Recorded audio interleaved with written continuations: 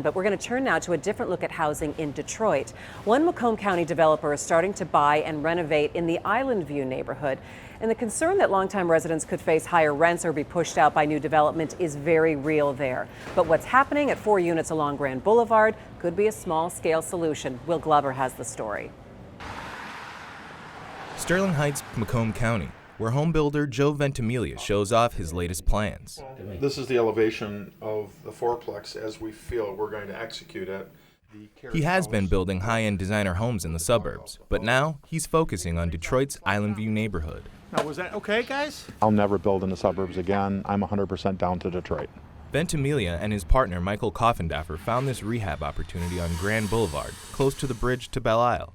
4 units in a row, 3 of them unoccupied. You can't see, but behind this sheetrock, I suggested that we build in like a low-slung bookcase.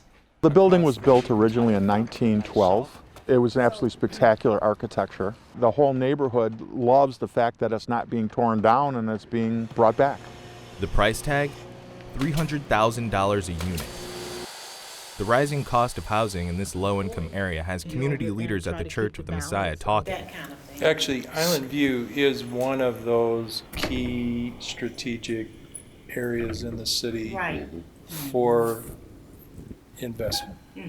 Assistant Pastor Wally Gilbert has a nearby friend hit by a rent increase. So actually he's going to go from paying $600 and something with everything included to a year later paying almost $15. This just happened.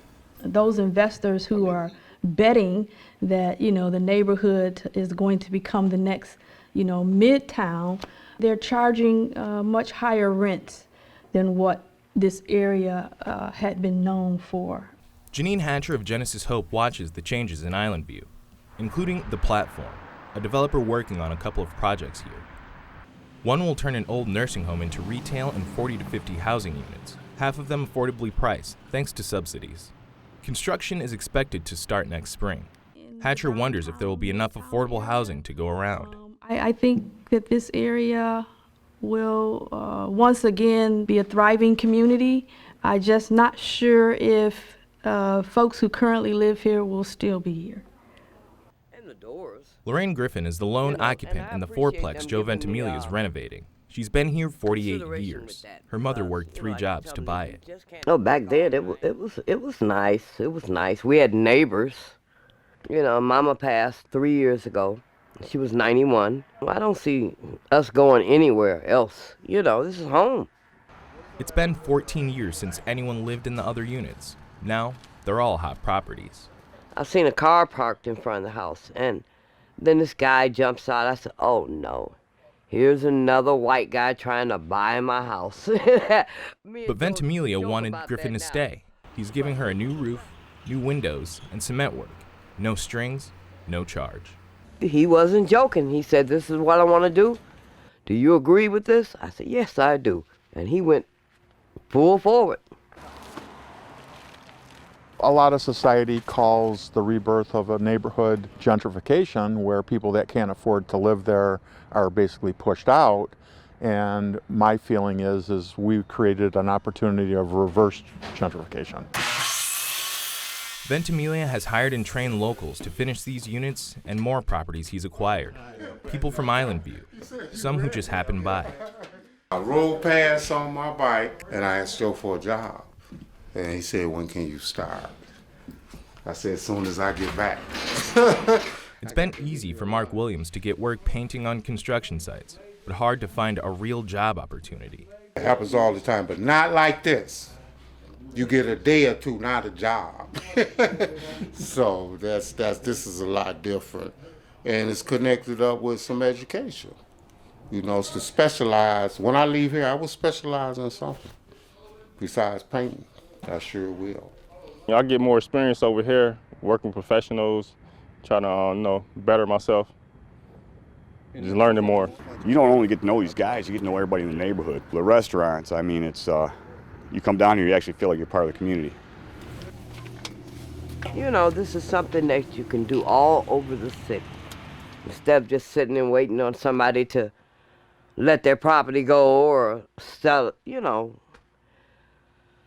build around them, help build them up. It helps everybody.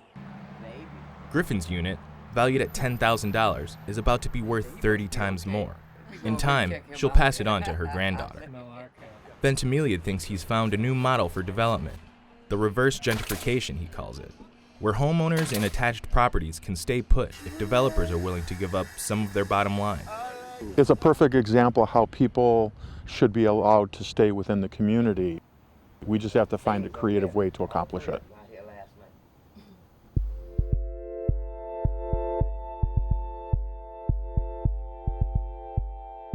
A couple things that really stand out for me. One of the things is that Joe was able to get that property from the land bank because he was working with the community and Lorraine next door and hiring people and saying, look, I want to be in the community and I want to help out in that way, which is a huge deal. Yeah, well, and the land bank has been pretty good about that. They have this neighborhood partnership program where they make sure that they are giving these properties that they have to people who are invested in the neighborhood in other ways than just financial. Training people in the neighborhood to also work on these projects. Joe was also telling us that the security around the projects, he doesn't have to worry about break-ins on a construction site because he's got people in the neighborhood who are invested in the area and that are working on it. And it's key. The skills these guys are picking up, they can take back to their neighborhoods, other neighborhoods, and be entrepreneurs. They can make a living as tradespeople without worrying about whether somebody hires them here or hires them there. With that skill, they'll always have work. The thing I worry about for Lorraine is she's going to be able to afford her new tax bill.